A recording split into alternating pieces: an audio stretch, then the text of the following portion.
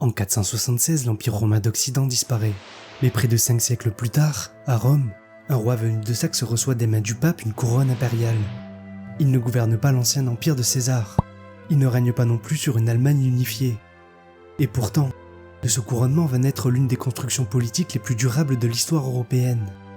Un empire romain, sans Rome comme capitale. Un empire germanique, avant même l'existence de l'Allemagne moderne. Un empire sacré, mais constamment tiraillé entre le pape, les princes, l'Italie et les ambitions des rois. Alors comment un roi saxon, Othon Ier, a-t-il pu transformer un royaume fragmenté en héritier de Rome et de Charlemagne? Et pourquoi la grande bataille qu'il livre contre les Hongrois, au bord du Lech, devient-elle l'un des moments fondateurs de l'Europe médiévale? C'est ce que nous allons essayer de comprendre, en images et en cartes, dans cette vidéo. Quand on parle du Saint-Empire, de Charlemagne, d'Othon Ier ou de ces siècles où l'Europe se recompose, on entre dans une histoire immense. Une histoire faite de couronnes, de batailles, de rivalités entre princes, mais aussi d'idées qui circulent, de textes, de chroniques et de mémoires politiques. Et justement, si vous voulez prolonger ce genre de sujet autrement, Audible permet d'écouter des livres audio, des essais, des récits historiques ou encore de grandes œuvres qui aident à replacer ces périodes dans un cadre plus large. Mais bien entendu, Audible ne se limite pas à l'histoire. On peut ici y retrouver des romans, des classiques de la littérature, des œuvres de fiction ou simplement des livres à écouter pour le plaisir. C'est aussi une manière très pratique de continuer à apprendre quand on n'a pas forcément le temps de lire, dans les transports, en marchant, ou simplement en travaillant sur autre chose. Vous trouverez mon lien Audible dans la description de la vidéo. En passant par ce lien, vous soutenez directement la chaîne, et vous pouvez découvrir l'offre actuellement disponible sur Audible, et pourrez bénéficier d'un essai gratuit de 30 jours. Merci à eux pour leur soutien. Et maintenant, revenons à la vidéo.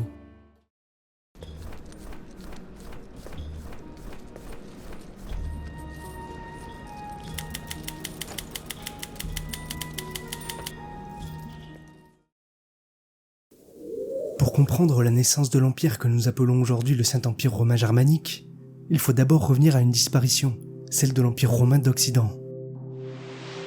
Pendant des siècles, Rome domine une immense partie de l'Europe, de l'Afrique du Nord et du Proche-Orient. Ses routes relient les provinces, ses légions protègent les frontières, ses villes structurent les territoires, et son droit donne une forme commune à un monde extrêmement vaste. Sur la carte, l'Empire romain semble presque impossible à remplacer. Mais à partir du IIIe siècle, et surtout au IVe et au Ve siècle, cet équilibre se fissure. Après 395, le gouvernement impérial est durablement partagé entre un Occident et un Orient. Les frontières deviennent plus difficiles à défendre. Les armées coûtent de plus en plus cher. Les empereurs se succèdent. Parfois très vite, au rythme des complots, des guerres civiles et des proclamations militaires. Et pendant ce temps, des peuples installés aux marges du monde romain prennent progressivement une place décisive. Certains sont ennemis de Rome. Certains sont alliés. Certains servent dans ses armées. Et certains finissent même par s'installer à l'intérieur de l'Empire. Tous participent, à leur manière, à la transformation de l'Empire romain d'Occident. En 476, Romulus Augustule, le dernier empereur régnant en Italie, est déposé par Odoacre, un chef militaire d'origine germanique. Ce moment est souvent présenté par les historiens comme étant la fin de l'Empire romain d'Occident. Mais il faut immédiatement nuancer. Rome ne disparaît pas d'un seul coup. À l'est, l'Empire romain continue d'exister, autour de Constantinople. Aujourd'hui, on l'appelle souvent l'Empire byzantin, mais ses habitants, eux, continuent longtemps de se penser comme romains. Pour eux, l'Empire existe encore, il a simplement déplacé son centre à Constantinople. En Occident, en revanche, l'autorité impériale s'effondre. L'Empire politique d'Occident n'est plus, mais son prestige, lui, survit, tout comme sa mémoire. Et c'est un point essentiel, car pendant tout le Haut Moyen-Âge, Rome reste une idée de pouvoir, un symbole d'ordre, une mémoire impériale que personne ne peut vraiment remplacer, mais que beaucoup cherchent à récupérer. Les rois germaniques gouvernent souvent des terres romaines, des populations romanisées, des villes héritières de Rome, des évêques formés dans la culture latine. Ils peuvent dominer militairement, mais ils doivent aussi composer avec ce prestige ancien. Dans ce monde post-romain, un peuple va prendre une place de plus en plus importante. Les Francs. Avec Clovis, au tournant du 5e et du 6e siècle, les Francs s'imposent en Gaule.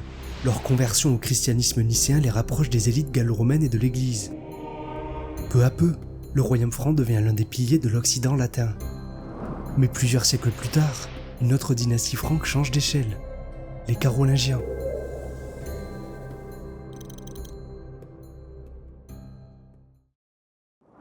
Au 8e siècle, les rois mérovingiens ne sont plus que l'ombre d'eux-mêmes. En 751, Pépin le Bref franchit le pas. Il dépose le dernier roi mérovingien et devient roi des Francs. Mais pour que cette prise de pouvoir soit acceptée, il lui faut une légitimité supérieure. Et il la trouve auprès du pape. À Rome, la papauté est alors menacée par les Lombards, qui dominent une grande partie de l'Italie. L'empereur d'Orient, à Constantinople, reste théoriquement le grand empereur romain chrétien. Mais il est loin, trop loin pour protéger efficacement le pape dans les affaires italiennes. Les Francs, eux, sont proches, ils sont puissants, et ils peuvent intervenir. Un échange se met alors en place. Le pape donne aux Carolingiens une légitimité sacrée. Les Carolingiens offrent au pape une protection militaire. Ce lien entre les Francs et Rome devient l'un des fondements de la politique occidentale. Et il atteint son sommet avec Charlemagne. À partir de 768, Charlemagne étend considérablement le royaume franc. Il soumet les Lombards en Italie, mène de longues guerres contre les Saxons, intervient dans les Pyrénées, pousse son influence vers l'Europe centrale et impose son autorité sur une large partie de l'Occident. Sur la carte, son royaume devient immense. Il s'étend de l'Ebre à l'Elbe, des plaines de la mer du Nord au nord de l'Italie. Jamais, depuis la chute de Rome en Occident, un souverain latin n'a contrôlé un espace aussi vaste. Alors, le 25 décembre 800, à Rome, un geste spectaculaire a lieu. Dans la basilique Saint-Pierre, le pape Léon III couronne Charlemagne empereur. Le titre impérial revient en Occident. Et pour la première fois depuis plusieurs siècles, un roi d'Occident peut être présenté comme empereur des Romains. Ce couronnement associe 3 héritages. D'abord l'héritage romain, le titre impérial, le prestige de Rome, l'idée d'un pouvoir supérieur. Ensuite, l'héritage chrétien, le pape couronne, l'empereur protège l'Église, et le pouvoir se présente comme au service de l'ordre chrétien. Enfin, l'héritage franc. Ce n'est pas un sénateur romain, ni un empereur venu de Constantinople qui reçoit la couronne.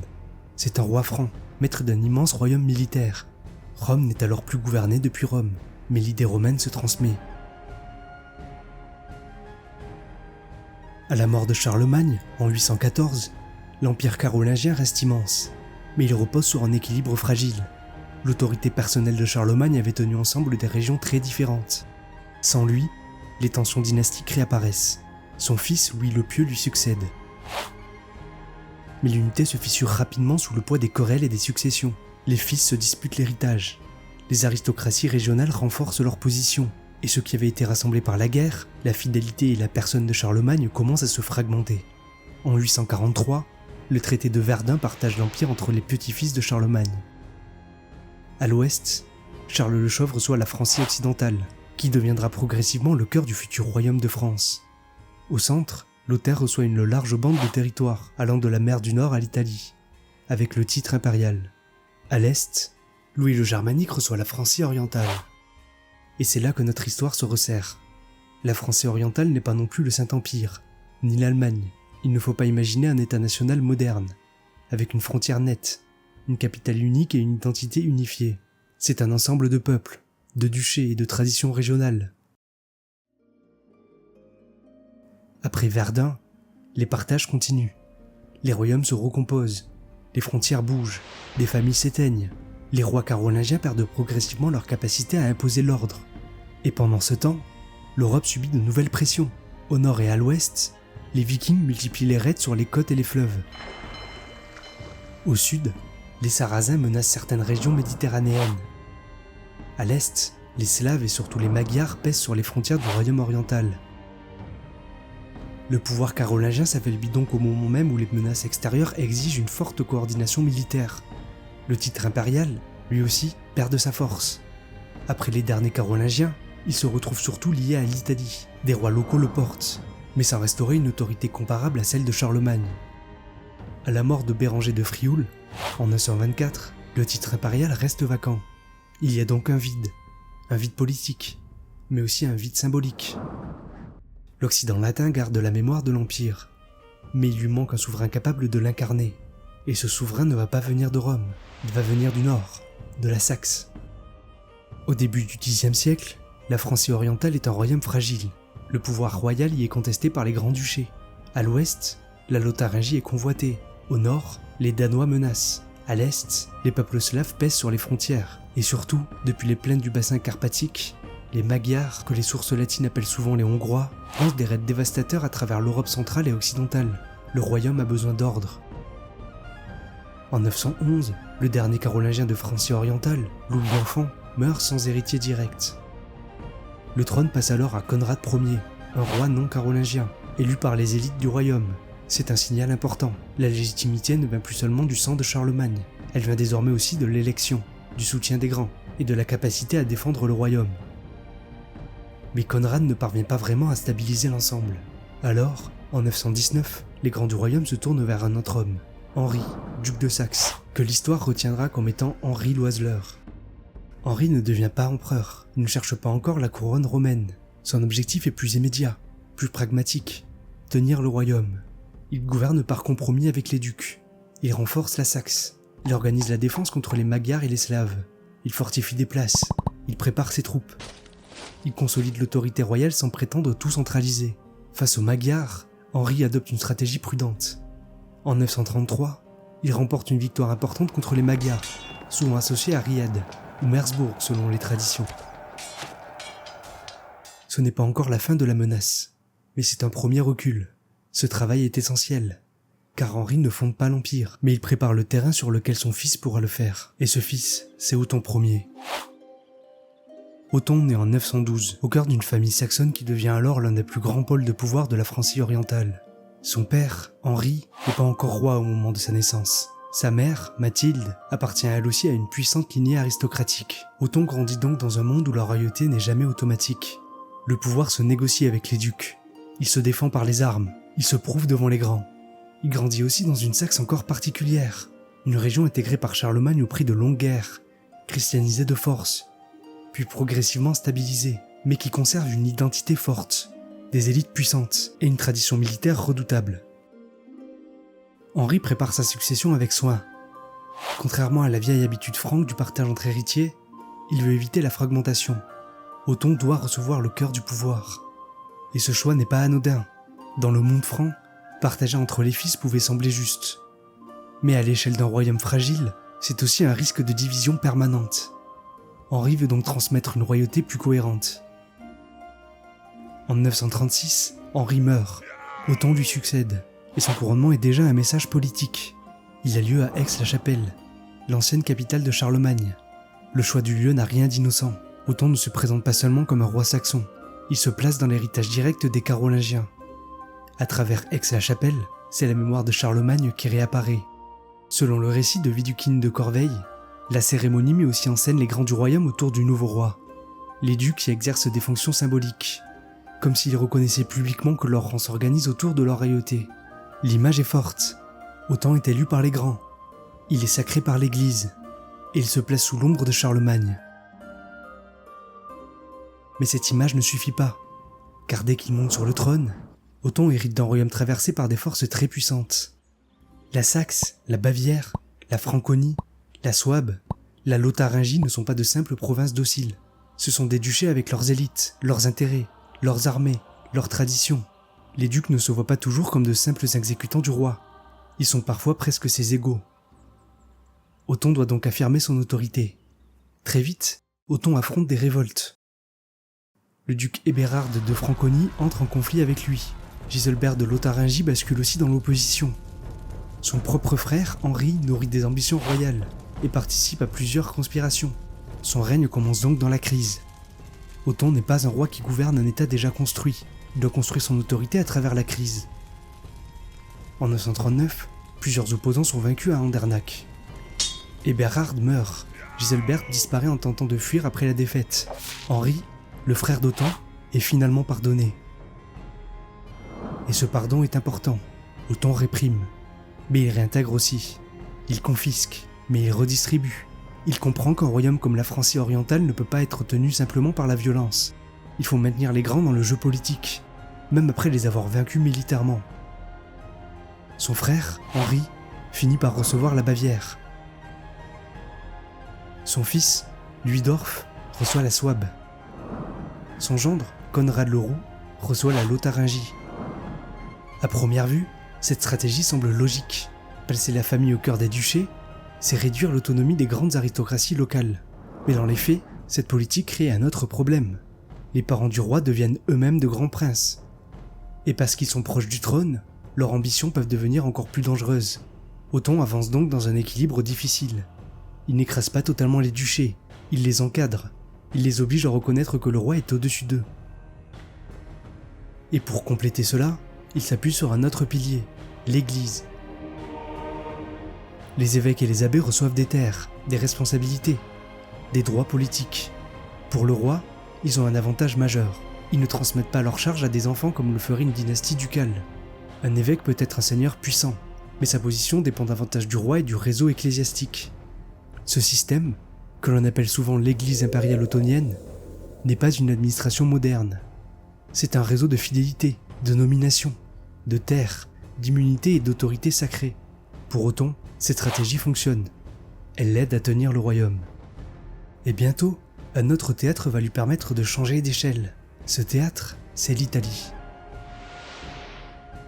Depuis la fragmentation de l'Empire carolingien, le royaume d'Italie est un espace instable, convoité par des aristocraties locales, traversé par les ambitions des rois concurrents, et placé sous le regard inquiet de la papauté.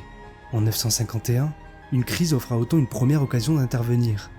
Adélaïde, veuve du roi Lothaire d'Italie, se trouve menacée par Bérenger d'Ivray, qui cherche à consolider son pouvoir sur le royaume. Les récits racontent qu'elle est retenue de force par Bérenger, qui tente de la faire marier à son fils, afin de légitimer son règne sur l'Italie, puis qu'elle parvient à s'échapper et à demander de l'aide. Pour Othon, c'est un prétexte idéal. Il peut se présenter comme protecteur d'une reine menacée. Il peut intervenir en Italie au nom de l'ordre. Et il peut se rapprocher de Rome. Othon franchit alors les Alpes.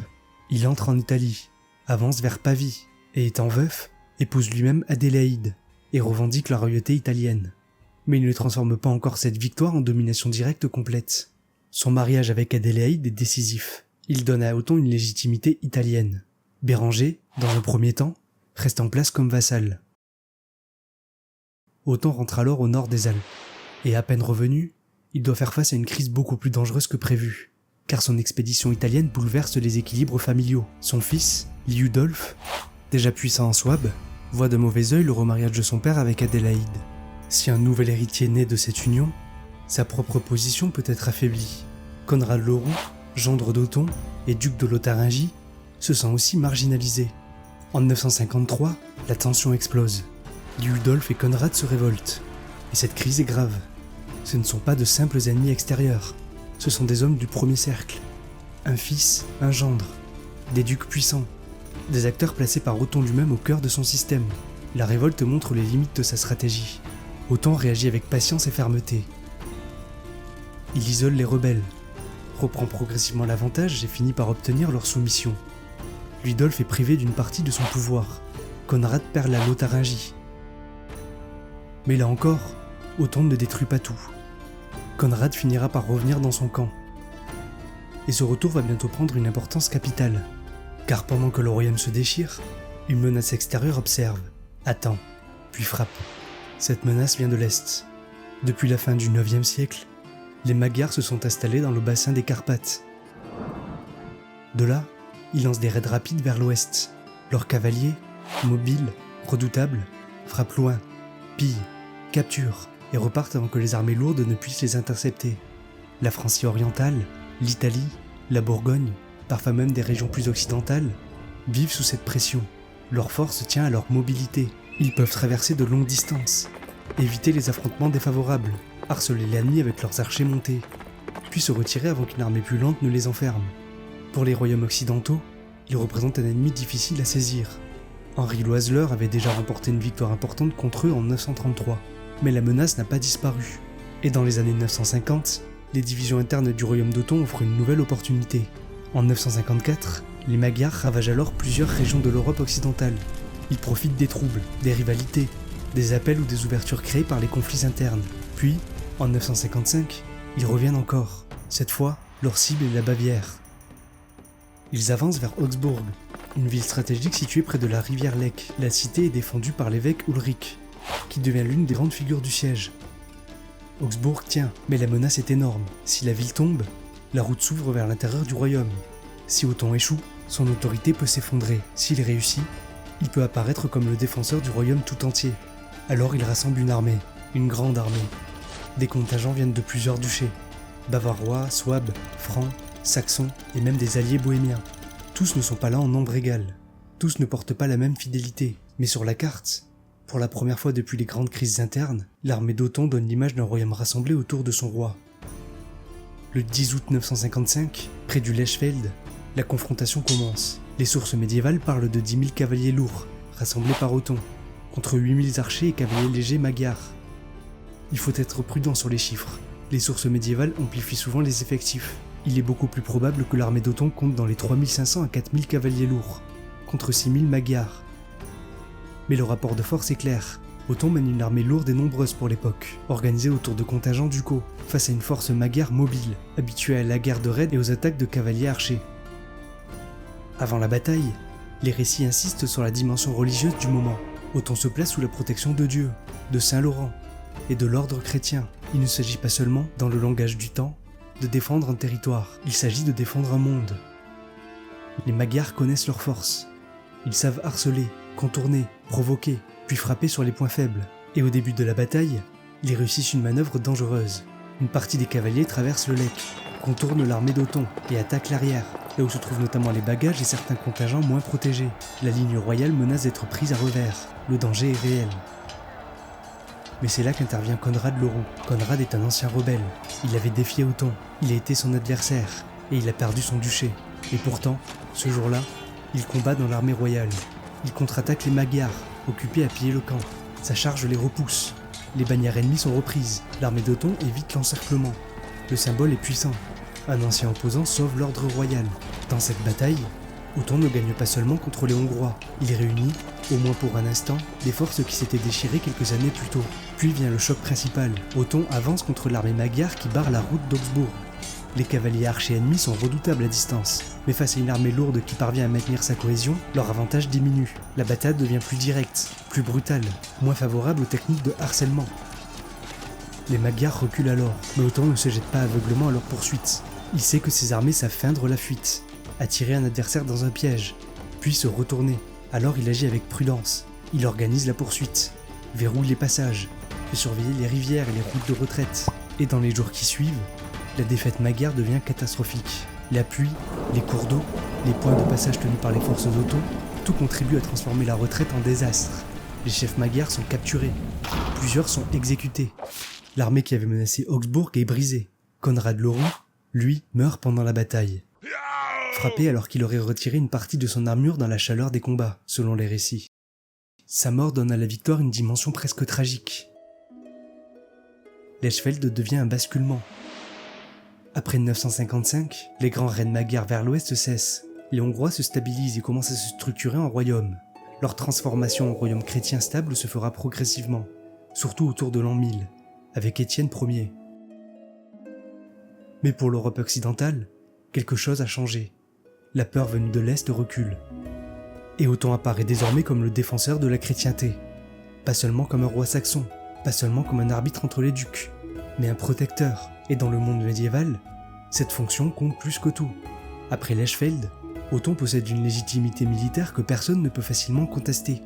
Dans les années qui suivent, Béranger II, toujours installé en Italie, redevient un problème. Son pouvoir menace les équilibres italiens et inquiète Rome.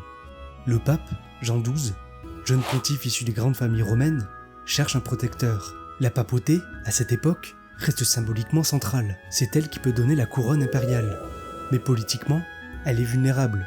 Rome est prise dans les rivalités des aristocraties locales. L'Italie est toujours instable. Le pape a besoin d'une force extérieure pour contenir ses ennemis. Béranger, censé être soumis à Othon, se révolte de nouveau en 960 et s'attaque au pape. Ce dernier fait à son tour appel à Othon et l'invite à se rendre à Rome. En 961, Othon prépare son départ. Avant de franchir les Alpes, il fait reconnaître son fils, Othon II, comme roi. C'est une précaution essentielle. Il ne veut pas que son absence ouvre une nouvelle crise de succession au nord. Puis il descend vers l'Italie. La route vers Rome est ouverte, et le 2 février 962, Othon Ier est couronné empereur à Rome par le pape Jean XII. Ce moment est généralement retenu comme la fondation de l'ordre impérial que l'on appellera plus tard le Saint-Empire romain germanique.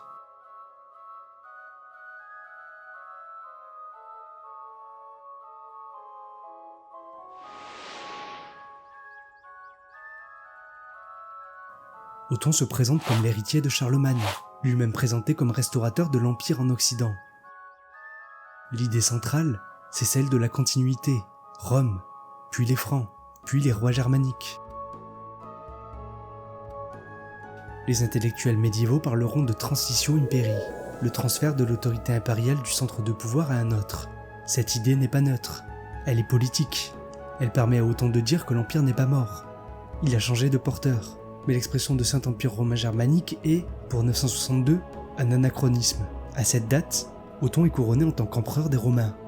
Le terme Saint-Empire s'impose plus tard, et l'idée de nation germanique encore plus tard. Il ne faut donc pas imaginer une Allemagne moderne qui deviendrait un empire. Ce qui naît en 962, c'est un ordre politique plus complexe. Avec Othon Ier, une page s'ouvre. L'empire de Charlemagne n'est pas restauré à l'identique. L'empire romain d'Occident ne revient pas tel qu'il était. Mais une nouvelle forme impériale apparaît au cœur de l'Europe. Et elle durera, sous des formes très différentes, jusqu'en 1806. Presque 1000 ans, jusqu'à son démantèlement par un certain Napoléon Bonaparte, qui lui aussi, quelques siècles plus tard, se rêvera en héritier de Rome et de Charlemagne. Mais sa mémoire, elle, ne disparaît pas. Dans l'histoire allemande moderne, ce Saint-Empire sera souvent relu comme le premier Reich. Le premier grand cadre impérial d'un espace germanique encore fragmenté, bien avant l'Empire allemand de 1871. Et tout commence vraiment avec cette trajectoire. Un enfant né en Saxe, héritier d'un royaume fragmenté, roi contesté par ses propres grands, vainqueur des Magyars au Lechfeld, maître d'une partie de l'Italie, puis couronné à Rome comme empereur des Romains. Othon Ier n'a pas simplement reçu une couronne. Il a donné une nouvelle forme à l'idée d'empire en Occident. Et derrière cette couronne, c'est tout l'équilibre de l'Europe médiévale qui commence à se redessiner.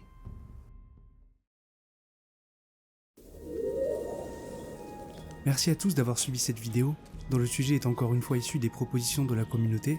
Si elle vous a plu, n'hésitez pas à la liker et à partager cette vidéo. Pensez aussi à vous abonner et à mettre la cloche si vous voulez soutenir la chaîne. Merci encore à Audible d'avoir sponsorisé cette vidéo. N'hésitez pas à cliquer sur le lien en description, ça soutient énormément la chaîne. Merci aussi aux tipeurs et aux membres de la chaîne, et à bientôt pour une prochaine vidéo.